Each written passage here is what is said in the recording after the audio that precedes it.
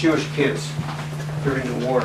Inside the small studio in Scottsdale, Arizona, 82-year-old artist Robert Sutz is creating one of the most powerful and painful multimedia collections in the world. Sutz is on a one-man mission to remember those who perished in the Holocaust, honor those who survived, and share their never-before-told stories with those who don't believe or might forget.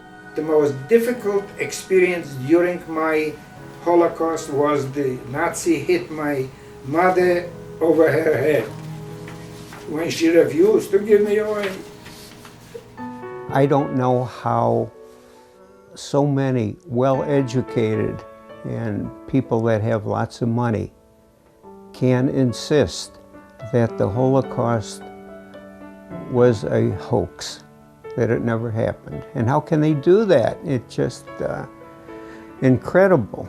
Sutz grew up in Chicago, working for decades as a commercial and fine artist whose portraits and urban scenes were widely collected. It was there that he attended a life-changing lecture by Holocaust survivor Leo Schneiderman. It was late at night that we arrived at Auschwitz. When we came in, the minute the gates opened up, we heard screams, barking of dogs, and everything went so fast, left, right, left. Men separated from women, children torn from the arms of mothers. My mother ran over to me and grabbed me by the shoulders, and she told me, "Leibele, I'm not going to see you no more." Sutz's father lost his entire family in the Holocaust, and Schneiderman's words ignited a dormant desire to find survivors, preserve their stories, and create what he calls irrefutable proof of life, a life mask, something he first experienced as a 13-year-old boy. I went to an exhibit at the Chicago Public Library, and in the exhibit they had a life mask of Abraham Lincoln. And when I came and looked at that exhibit, something clicked in my head. I thought, God, this was taken from life. And it kind of almost gave me a chill. A master of all mediums, Sutz is ideally suited to this art, which combines painting and sculpting. Sitting for a life mask takes only an hour, but creating the finished piece is time-consuming and labor-intensive. Yeah, and each one of these life masks that you see here, you're looking about a month, close to 4 to 5 weeks to finish each one of these. Yes, here's the first one. Alex White, when I moved from Chicago. He survived, he was on Schindler's List. After they sit for a mask, Sutz asks his subjects to sit for an interview. I set them down right here, and I get my camera going right here. My name is Magda Willinger. My name is Alex Barnes.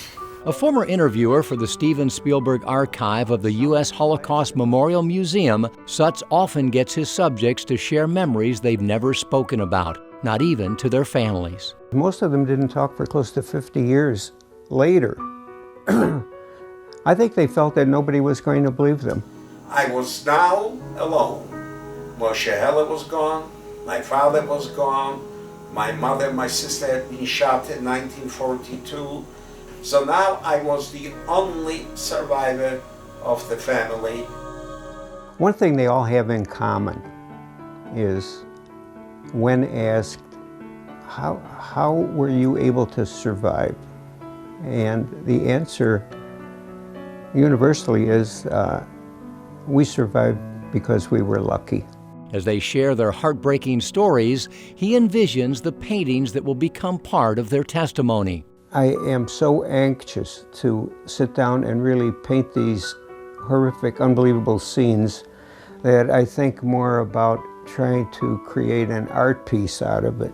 Before painting, he sketches very quickly on 3x5 note cards, a technique developed decades ago while drawing fellow train passengers on his morning commute. In a matter of moments, Sutz captures the essence of someone's living nightmare. A man, a comrade for me, he said me, Shlomi, I have enough. I can't live more. I said, no, you You must writing.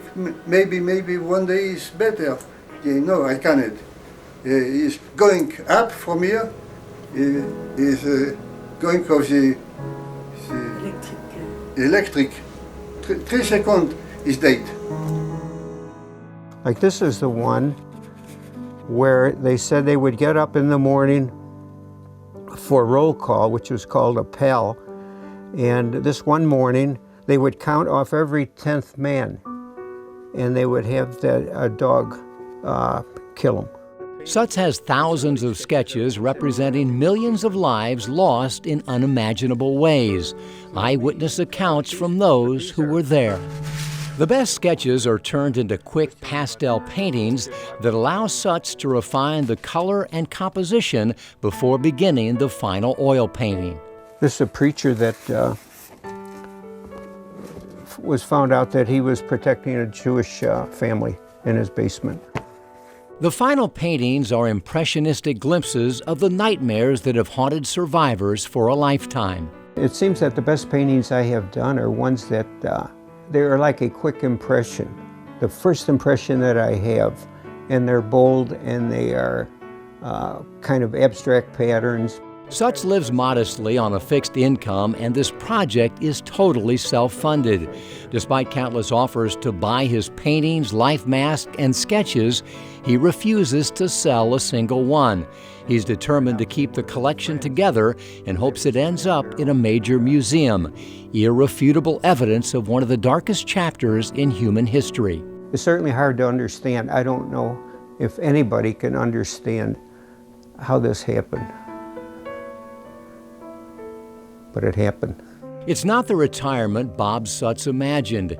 It's not the kind of art this quiet, peaceful man is drawn to by nature. But it is the legacy he believes he's destined to leave behind. A messenger of sorts for beautiful people filled with horrific memories. Documentation for those who don't believe, and a painful reminder to those who might forget.